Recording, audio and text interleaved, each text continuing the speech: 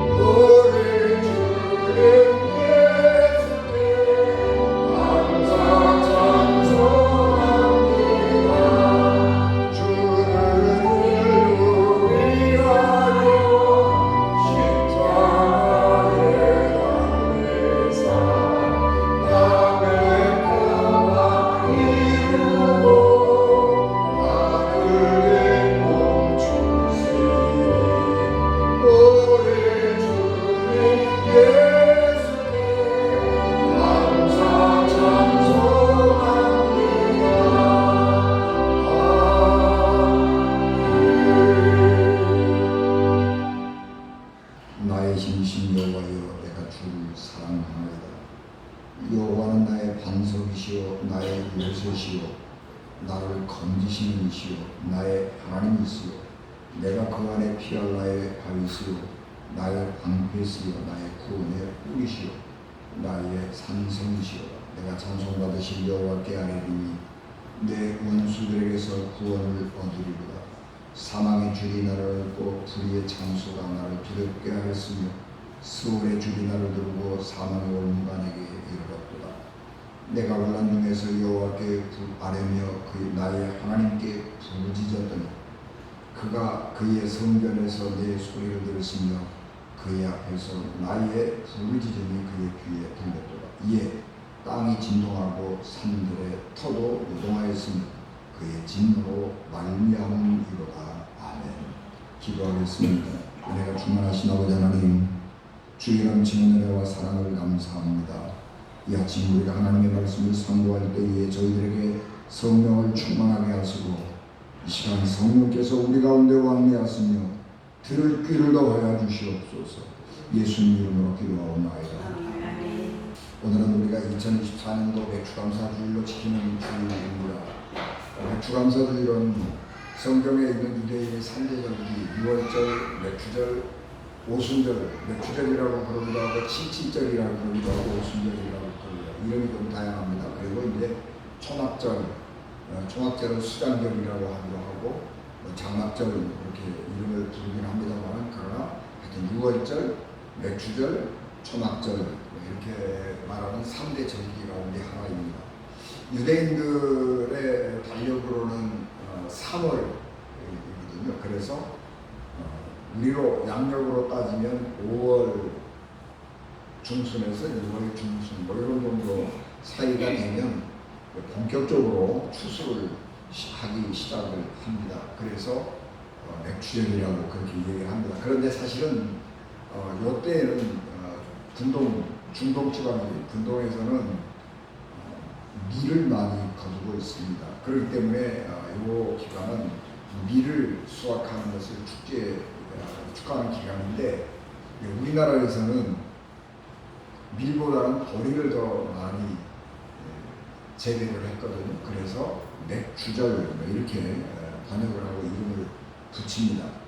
우리나라는 유대인들보다는 조금 좀 이렇게 우리가 늦지요. 그래서 우리는 보리를 추수할 때가 망종이라고 그러죠. 6월 5일, 6일 요 무렵에 와서 망종이 되면 보리 추수를 아주 급하게 합니다. 옛날에 이모작 했잖아요. 논에다가 보리 심고 6월 초가 되면 망종 되면 보리 수확을 빨리 하고 그리고 그때 이제 비가 와야 논에 물대고 그래서 논 갈아엎어서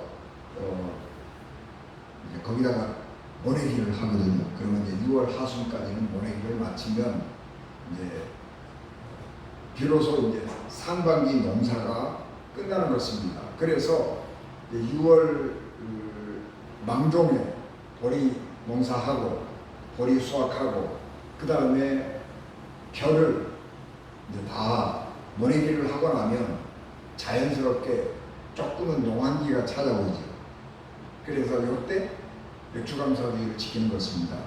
그런데 우리가 맥주감사주의를 지키는 것은 성경에 맥주절을 지키라 그러기 때문에 맥주절을 지키는 것이 아니고 우리나라 절기에 잘 맞는 거예요. 보리 수확을 딱 맞췄는데 1년 상반기가 간 거예요. 그래서 1년 상반기가 지나가고 하반기가 시작이 되는 7월 첫 주 맞이하는 것입니다. 그래서 우리나라는 처음부터 맥주감사주일은 7월 첫째 주일로 정해놨어요. 그러니까 추수감사주일은 뭐 11월 우리가 셋째 주 뭐 그렇게 비록 정했지만 맨 처음에는 미국을 따라서 이렇게 좀 오락가락 하다가 나중에 이제 우리나라 절기에 맞춰서 11월 셋째 주 이렇게 맞췄지만은 추수감사주일은 그래서 이렇게 오락가락 하는 거예요. 지금도 우리나라에서 좀 진보적인 사람들은 추수감사주일을 추석에 맞추어서 추수감사주일을 지키기도 하고 그렇기도 하는데 맥주감사주일은 7월 첫 주일로 정해진 거예요. 그 이유는 아까 말씀드린 것처럼 우리나라 농사 절기에 잘 맞기도 하지만은 그 절기하고 부천 한 해에 상반기가 다 끝나고 하반기가 시작하는 그런 절기이기 때문에 우리가 이 감사의 마음을 다시 하나님께 표현하자 그런 마음 가지고 맥주감사주의를 지키게 되는 것입니다. 그러니까 우리가 맥주감사주의를 지키는 것은 성경에 있으니까 맥주감사주의를 지킨다라고 하는 것보다는 성경에서 우리에게 가르치고 있는 이 감사의 마음을 우리가 가지고 있는 이 절기하고 잘 맞는 거예요. 그래서 성경이 우리에게 말씀하고 있는 감사의 절기, 감사의 마음하고 우리가 가지고 있는 절기하고 잘 맞기 때문에 항상 7월 첫 주간은 맥주감사주의를 지키면서 반년을 은혜롭게 하나님 은혜로 잘 지나게 하는 것을 감사하고 또 한 해의 반을 하나님께서 은혜 가운데 돌봐 주시기를 의탁하면서 맥주감사주의를 지키게 된 것입니다. 그래서 우리가 이 농경사회가 아니고 지금 우리 사회가 소비산업사회로 바뀌었잖아요. 그럼에도 불구하고 이 농사절기에 맞춘 이 감사주일의 의미가 쇠퇴하기는 하지만은, 여러분, 우리가 뭐가 아무리 많아도 기본적으로 인간은 이 땅에서 나는 것을 먹고 사는 존재입니다. 아무리 석유화학공업이 발전하고 뭐 무슨 기술이 발전하다고 그래도 공장에서 쌀을 생산할 수는 없어요. 공장에서 아무리 만든다고 해도 쌀은 못 만드는 것입니다. 쌀은 땅에서 나는 거예요. 곡식은 땅에서 나는 것이지 공장에서 만들지 못해요. 그렇기 때문에 우리 인간의 가장 기본적인 터전은 농사예요. 세계의 강국은 어떤 나라예요? 공업 강국이 강국이 아니에요. 농업 강국이 강국입니다. 그래서 세계에서 강국이 되려고 그러면 두 가지 조건이 있어야 되는데, 하나는 그 땅에서 나는 농산물을 가지고 그 땅 국민들이 먹고 살 수 있어야 그것이 강대국의 기초고, 그 다음에 두 번째가 그 땅에서 나는 광산물들, 특별히 에너지, 그게 두 가지가 있어야 강대국의 조건이 되는 거예요. 그래서 농산물 그리고 석유를 비롯한 광물, 이게 있는 거예요. 근데 이제 그게 조건이 딱 맞는 나라가 두 나라가 있어요. 미국, 소련, 러시아죠. 지금 이 두 나라는 산업 대국이긴 하지만은 기본적으로 농업 국가예요. 그래서 러시아도 미국도 그 땅에서 나는 곡식을 자기들이 먹고 남아서 수출하는 거예요. 그리고 에너지들이 그 땅에서 나는 것만 가지고 충분해. 그래서 외국이 모든 거래를 딱 멈추고 자기들끼리만 먹고 산다, 자기 땅에서만 먹고 산다 그래도 먹을 거 해결되고 땡값 해결되고 그렇게 해서 강대국이 되는 거예요. 그래서 우리 인류에게 있어서 아무리 뭐라고 그래도 이 먹고 사는 문제가 가장 중요한 것입니다. 그렇기 때문에 우리는 이 농사하고 별로 상관이 없는 시대를 살아가고 있고, 우리 농업 인구가 지금은 6% 되는지 모르겠습니다. 그 전에 6%로, 지금은 좀 더 떨어져서 우리 농업 인구가 우리 전체 인구의 한 3% 정도 되는지 모르겠습니다만, 하여튼 그런 정도로 농사를 짓기 때문에 우리 거의 모든 사람들은 농업하고 상관없이 살아가고 있지만, 여전히 그래도 추수감사절, 매출감사절을 지키는 것은 바로 그런 이유 때문에 그렇습니다. 우리의 삶이라고 하는 것은 태어나면 저절로 살아가게 되어 있습니다. 그래서 아무런 일을 하지 않아도 시간이 되면 결혼하고 부모가 되고 늙어 죽게 됩니다. 아프리카 이런 미개한 나라, 후진 나라들에서도 자녀를 낳으면 교육을 시킬 수도 없잖아요. 그러니까 아무것도 안 하고 그냥 줘요. 그러면 애들이 때가 되면 5살, 6살, 7살, 8살 되면 8살만 되면 그때부터 부모를 놓아서 농사도 하고 목축도 하고 그러는 거예요. 그리고 할 일이 없으니까 아무것도 없잖아요. 아무것도 배울 것도 없고 뭐 할 것도 없고 그러니까 결혼을 일찍 하는 거예요. 그래서 16, 17, 18, 20살 안쪽에 결혼하고 자녀 낳고 그러고 살다가 일찍 죽는 거예요. 일찍 결혼하고 일찍 죽고 이제 그런 삶을 살게 되는 것입니다. 좀 선진국은 좀 더 잘 살자 그런 생각을 가지고 있는 거예요. 잘 살자. 잘 살자라고 하는 개념이 여러 가지가 있겠습니다. 경제적으로 유택하게 살자. 그렇게 해서 훨씬 더 열심히 노력하는 거예요. 더 많이 노력하고 더 많이 공부하고 그렇게 해서 살아가요.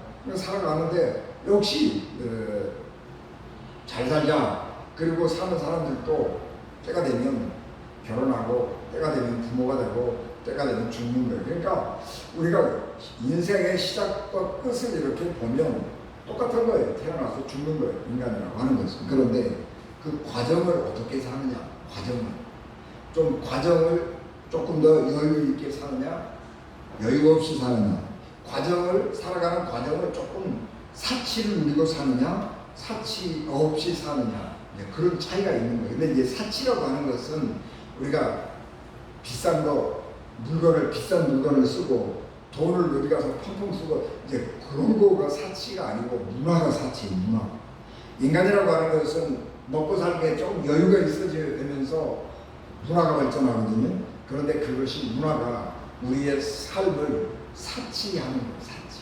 그래서 우리가 이제 문화생활을 이렇게 즐기면서 이렇게 여유롭게 살아가면 좋은 삶이다 그런 생각을 하는 것이고, 그러니까 선진국에서 사람들이 중산층의 기준이 뭐냐 그럴 때 너 악기 하나를 다룰 수 있느냐 없느냐, 뭐 근데 그런 것도 기준 가운데 하나 들어가요. 그 얘기를 무슨 얘기야 그러면 그가 돈을 얼마나 많이 가지고 있느냐 그런 것보다 중요한 것은 그가 삶을 어떻게 살아가느냐 하는 것이고, 삶을 그런 문화를 즐길 수 있다고 하는 것은 삶을 조금 더 사치하고 산다 그런 거죠. 여러분 우리가 1년 동안 영화 한 번도 안 보고 평생 살면서 연극 한 번도 안 보고 그러고도 살 수 있어요. 재밌게 살 수 있어요. 뭐 돈 가지고 뭐 있으면 뭐 해외 여행 가고 뭐 쇼핑하고 그러고 살 수 있는 거예요. 뭐 비싸고 좋은 거 먹어가면서 맛있는 거 먹어가면서 살 수 있는 거예요. 그러나 우리가 살면서 연극도 보고 뮤지컬도 보고 영화도 보고 이러고 산다고 하는 것은 뭐냐 그러면 우리의 삶이 그만큼 더 풍요롭다고 하는 거예요. 그래서 그것 보고 이제 사치, 그래 우리가 잘 살자라고 하는 것은 그런 문화생활을 누리고 삶의 사치를 좀 알고 살자, 이제 그런 거죠. 그래서 우리가 어떤 삶의 과정을 거치면서 살아가느냐 하는 것이 우리에게 굉장히 중요한 문제가 되는 것입니다. 그런데 이제 그런 삶을 살라고 그러면은 우리가 돈이 문제가 아니고요, 가치의 문제가 거기에 들어가는 거예요. 아무리 돈이 많이 있다고 그래도 박물관 가가지고 전시회 한 번도 안 보고도 살 수 있는 거예요. 뮤지컬, 오페라 안 보고도 살 수 있어요.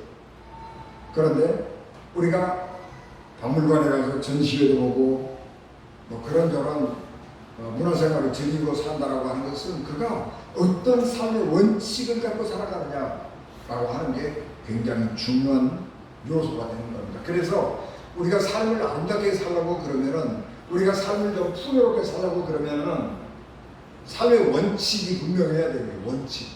내가 인생을 이렇게 살아도 한 평생, 저렇게 살아도 한 평생, 뭐 우리의 삶이라고 하는 것은 그렇게 살아가는데 내가 어떤 원칙을 가지고 인생을 살아가느냐라고 하는 것이 내 삶의 컬러가, 내 삶의 색깔이 규정되는 거예요. 그래서 삶의 원칙을 가지고 살아가는 것, 그리고 그 원칙을 어떤 원칙에서 기준에서 정하느냐 하는 것이 그 사람의 삶을 결정하는 아주 중요한 요소가 되는 것입니다. 오늘 우리가 공독한 말씀은 대표적인 찬양시입니다. 감사시, 찬양시에. 그래서 시편 18편 나의 힘이 되신 여호와여 내가 주를 사랑하나이다 그러면서 하나님을 찬양하는 거예요.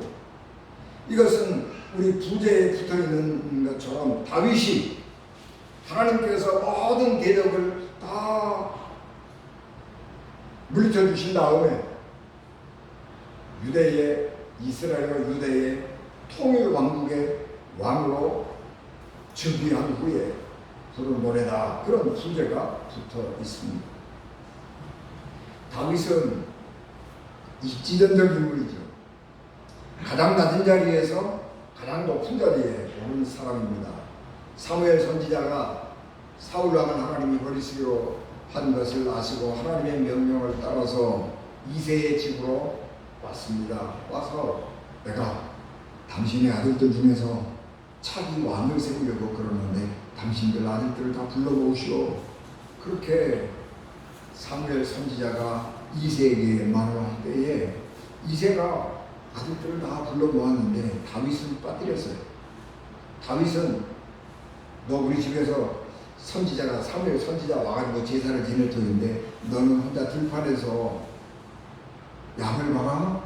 그리고 막내 아들에게 그 들판에서 혼자 양 지키라고 놔둔 거예요. 그리고 다른 아들들을 불렀어요. 이새가 아버지가 생각할 때 다윗은 다른 아들들보다 외모도 체격도 다 부족한 거예요. 그러니까 자기가 생각해 봤을 때도 다윗은 이스라엘의 왕감이 안 되는 거예요. 우리 아들들 중에서 아들 왕을 차기 왕을 세운다는데 자기가 아버지가 아들들을 이렇게 쭉 보면서 우리 아들들 중에서 누가 왕이 되면 제일 좋을까? 그러고 이렇게 따져봤는데 다윗은 아니에요. 그러니까 다윗은 너 오지 마라. 너 저 양이나 잘 돌보고 있어.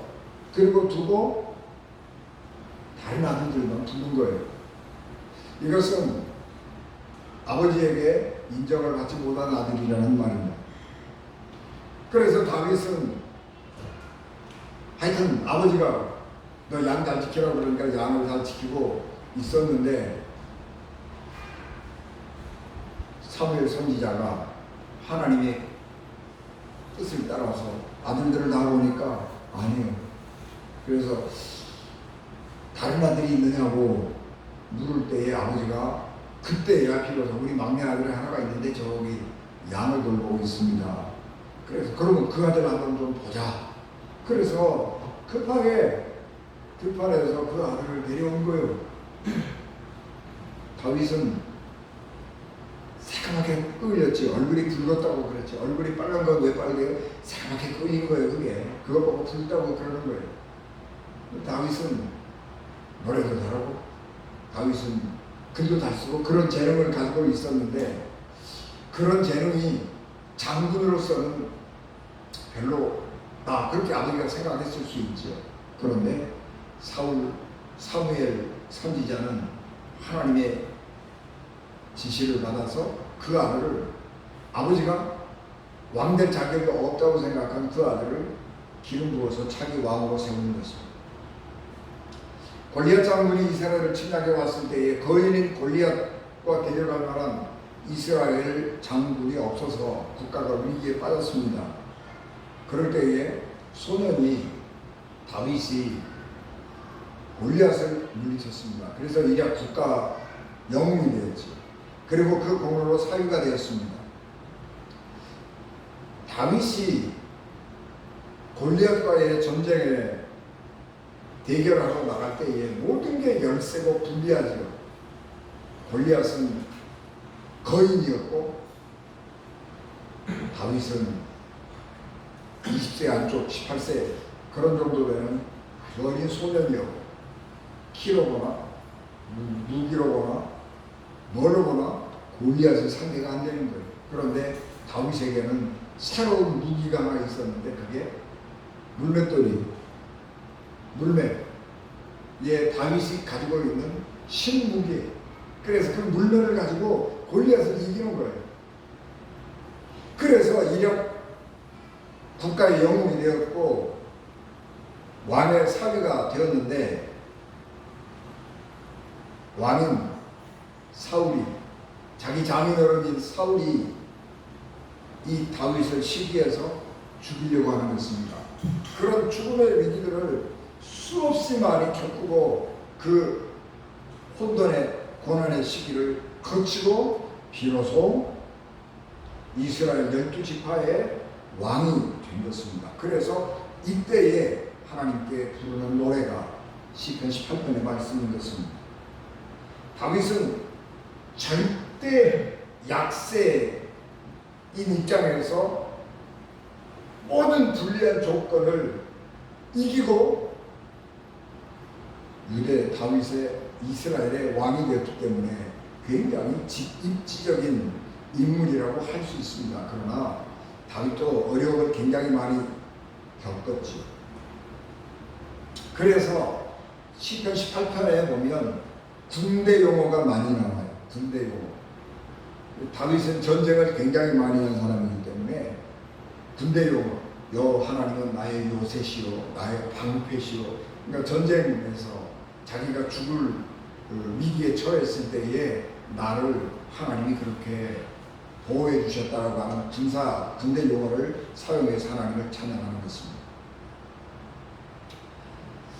다윗이 자기의 지나간 일생을 이렇게 가만히 돌아보면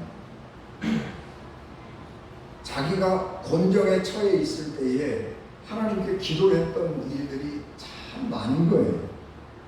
그런데 하나님께서 내가 기도할 때마다 내 기도를 들어주셔서 응답해 주셨습니다.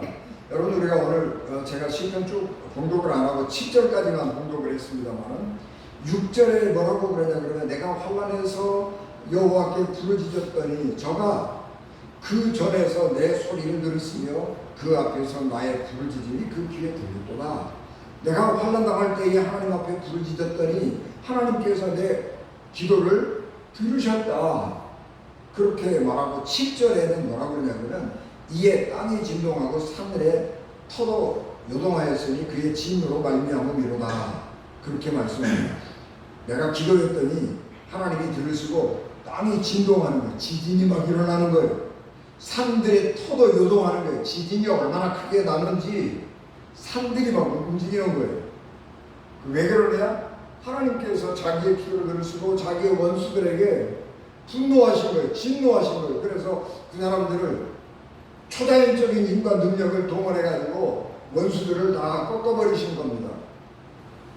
그래서 하나님께서 큰 기적을 통해서 다윗을 구원하셨다라고 하는 사실을 고백하는 것이 있습니다. 이스라엘 백성들이 애굽에서 나올 때에 하나님께서 천재지변 같은 초자연적인 기적을 일으켜서 이스라엘을 구원하시고 애굽에는 재앙을 내리셨죠. 그래서 애굽의 군대가 쫓아올 때 홍해를 하나님이 가르시고 이스라엘 백성들은 홍해를 마른 땅같이 건너게 하시고 또 애굽의 기마병 정예 군대가 다윗을 이스라엘 백성들을 추격해 올 때에 하나님께서 천재지변이지요, 기적이지요, 초자연적인 기적이죠. 그래서 그런 기적을 일으켜서 수장시켜버리고 이스라엘을 구원하시는 것입니다. 이스라엘 백성들이 하나님 앞에 전쟁하다가 기도할 때에 해가 멈추고 시간이 안 가는 거예요. 해가 넘어가지 않아요. 그래서 이스라엘이 유리한 전쟁에서 전쟁을 끝내고 그리고 하루를 마감할 수 있도록 그런 초자연적인 기적의 역사를 베풀어 주신 것입니다. 그런데 다윗이 가만히 이 다윗의 인생을 살펴보면 하나님께서는 한 번도 다윗을 그런 초자연적인 역사를 기적을 일으켜서 다윗을 곤경에서 구원하지 않았습니다.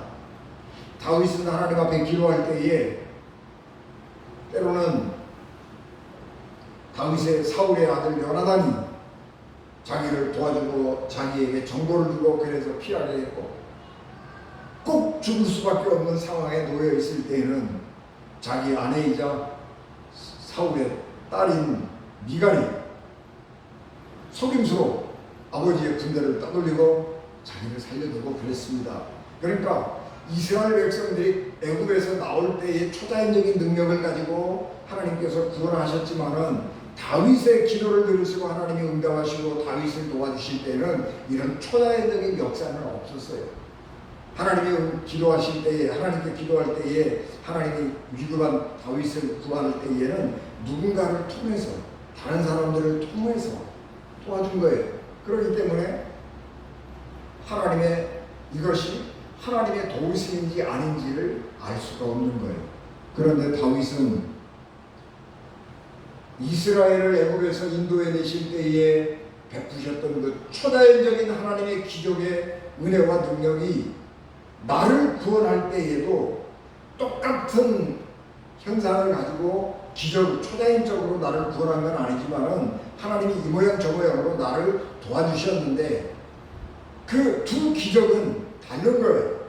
애굽 출애굽할 때의 기적과 다윗이 하나님의 은혜를 받을 때의 기적은 다른 것이지만은 그럼에도 불구하고 그 사이에 공통적으로 느껴지는 것은 하나님의 능력이라고 하는 하나님이 능력으로 애굽에서 이스라엘 백성들을 구원해내신 같이 하나님의 은혜와 능력으로 나를 모든 죽음의 곤경에서 그리고 사울 왕의 추격에서 공격에서 나를 살려냈다.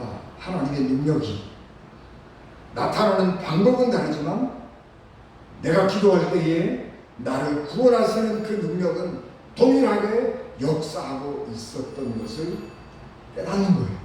그래서 다윗은 하나님께 감사하는 것입니다. 우리가 경험하는 하나님의 구원은 구체적인 상황 속에서 일어나기 때문에 우연이라고 생각하기가 쉽습니다. 우리가 막 감사하고 그럴 때는요, 이게 하나님 은혜입니다. 그리고 막 펄펄 뛰고 그러는데 나중에 믿음이 약해지고 시간이 지나면서 가만히 생각해보면 가만히 있어요. 하나님이 날 도와주신 건가? 이게 우연인가? 뭐 이런 의심이 들 수도 있단 말이에요. 그 왜 그러냐 그러면 하나님이 우리를 도와주실 때에는 하나님의 얼굴을 감추시는 거예요.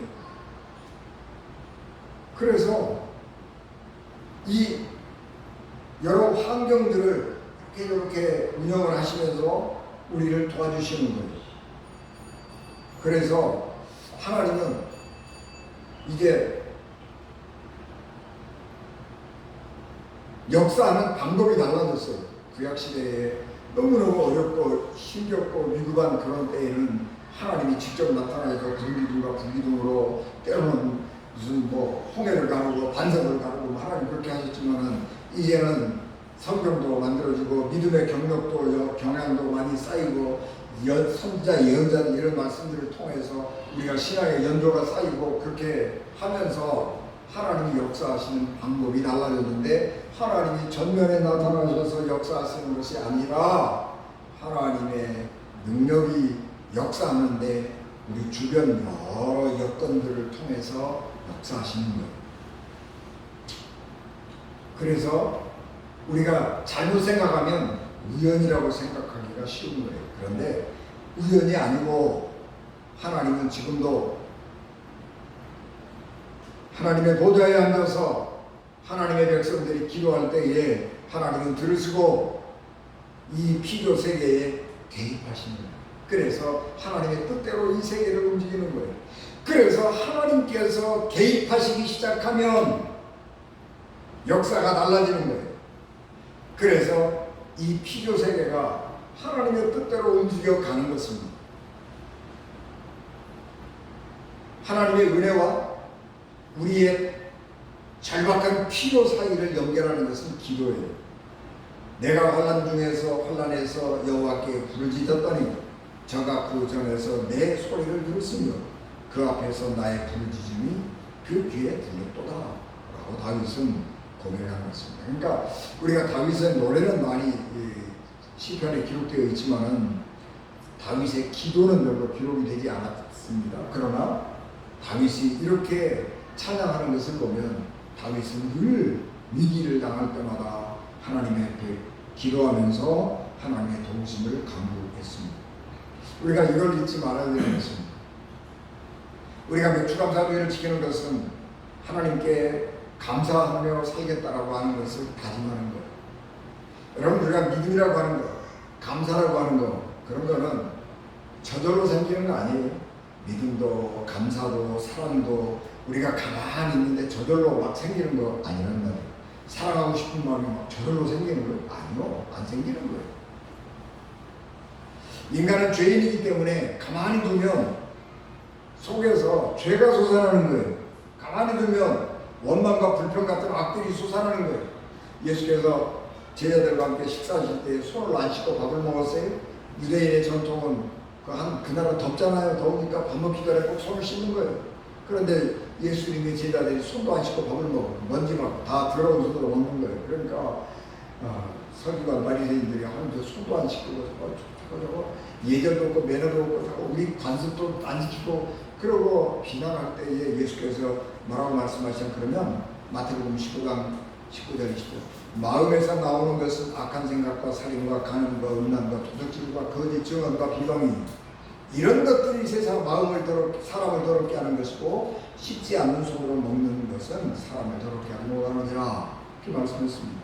여러분 우리 마음속에 있는 것은 뭐예요? 악한 생각, 살인, 간음, 음란, 도둑질, 거짓 증언, 비방 이런 부정적인 것들이 우리 속에 있기 때문에 가만히 있으면 부정적인 생각이 자꾸 솟아나는 거예요. 그래서 맨 처음에 사랑할 마음이 있다가도 가만두면 사랑이 없어져 버리는 거예요.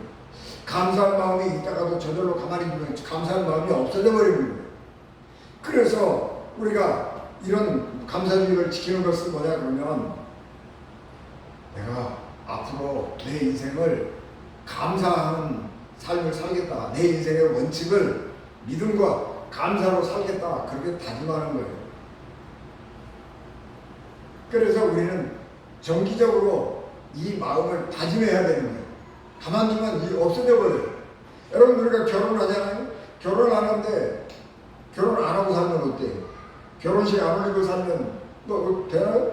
아니 그래요. 요즘에는 결혼식 안 올리고 혼인신고만 하고 사는 사람도 많아요.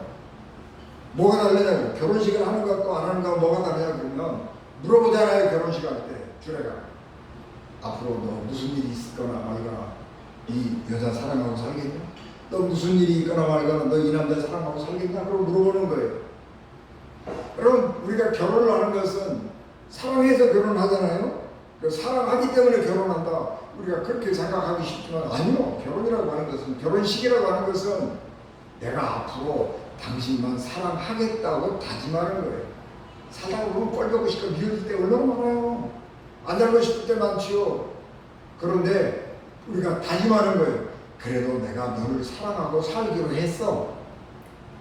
내가 너하고 함께 내 인생을 같이 하기로 했어. 원칙을 정하는 거예요. 그래서 사랑할 마음이 싹 떨어지고 정이 딱 떨어질 때에도 내가 너 사랑하기로 그때 약속했잖아. 그러고 사랑하는 거예요. 그래서 위기를 극복하는 거예요. 여러분 우리가 인생을 믿음 가지고 산다고 하는 것은 뭐예요? 내가 세상을 살아가는 방법이 여러 가지가 있어요. 그런데 하나님을 믿고 내가 인생을 살겠다고 내 인생의 규칙을 그렇게 정하는 거예요. 여러분 우리가 감사제를 지키는 것은 내가 내 인생을 감사하면서 살겠다고 내 인생의 규칙을 정하는 거예요. 내가 인생의 원칙을 뭘 가지고 살아요? 믿음과 감사로 살겠다는 거예요. 그게 그리스도입니다. 사도 바울이 데살로니가전서 5장 16절에서 18절 항상 기뻐하라 쉬지 말고 기도하라 범사에 감사하라 이는 그리스도 예수 안에서 너희를 남하신 하나님의 뜻이니라 그렇게 말씀했습니다. 하나님의 뜻은 우리가 항상 기뻐하고 쉬지 말고 기도하고 범사에 감사하고 이렇게 삶을 긍정적으로 삶을 적극적으로 살아가기를 원하는 것 그게 하나님의 뜻이에요. 하나님의 뜻이 뭐냐고 우리가 가끔 궁금해하지요. 나를 향한 하나님의 뜻이 뭘까? 그렇게 생각할 때 우리가 잘 몰라요. 그런데 분명해요. 사도 바울이 그러잖아요. 하나님의 뜻이 뭐냐? 항상 기뻐하라. 쉬지 말고 기도하라. 범사에 감사하라. 이게 우리가 하나님께서 우리 보고 그렇게 살으라는 거예요. 우리가 삶의 기준을, 삶의 원칙을 이 세 가지를 가지고 살아가려는 거예요. 그런데 우리는 늘 잊어버려요. 살다 보면 부정적인 걸 많이 경험하고 속상한 일 많이 경험하고 막 세상의 불치로 세파에 살다 보면 환경에 막 휘둘려 가지고 살다 보면 그런 거 다 잊어버리는 거예요. 그런데 이런 기회에 그 마음을 다시 다잡는 거예요. 아 맞아. 내가 그렇게 사는 게 아니지. 이렇게 살아야지. 그러는 거예요. 여러분 수도사들이 정신서원 하잖아요. 정신서원 하는데 수도사로 살아가는 게 얼마나 힘들어요. 너무너무 힘들죠. 그러니까 그 사람들은 그거를 극복하기 위해서 아침마다 새벽 기도하면서 그 서원을 되새기는 거예요. 아, 내가 이렇게 살기로 했지. 이 어려움을 내가 이겨나가야지. 그리고 이겨나가는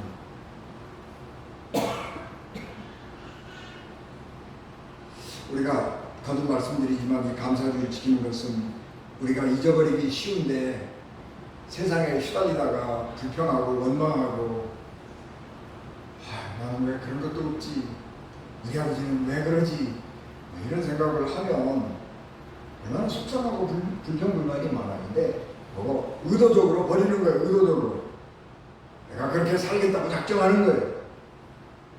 얼마나 감사하냐 긍정적으로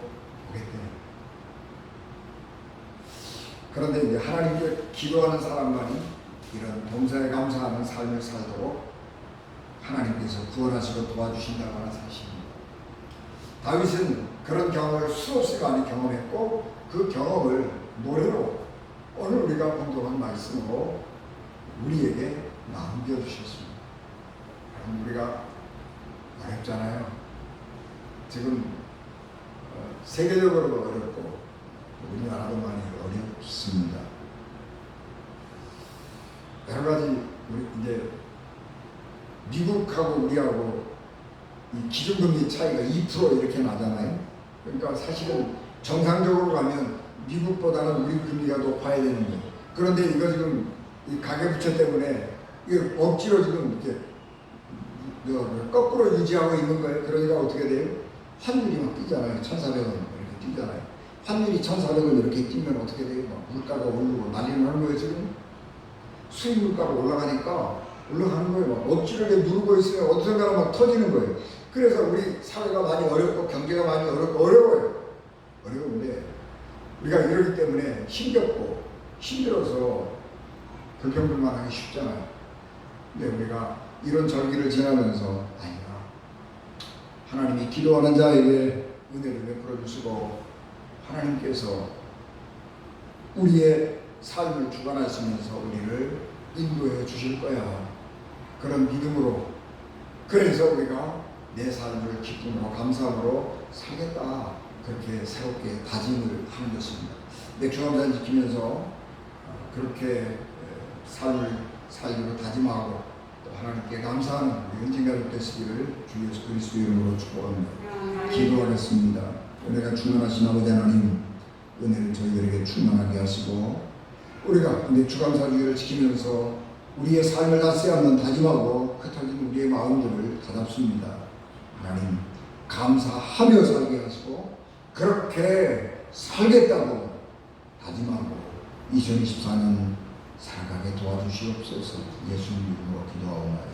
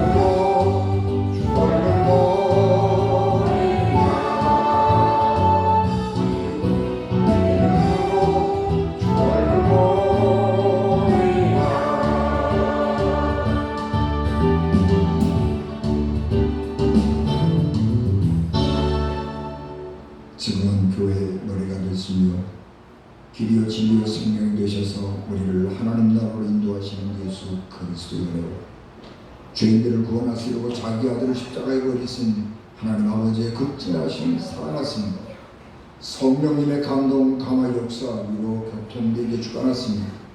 피값으로 세우신 우리 연진 교회와 예배를 맞춰 돌아가는 사랑하는 성도들 신령과 가정과 기업과 자녀들을 위해 지금부터 영원히 함께 하시기를 간절히 축원하옵나이다.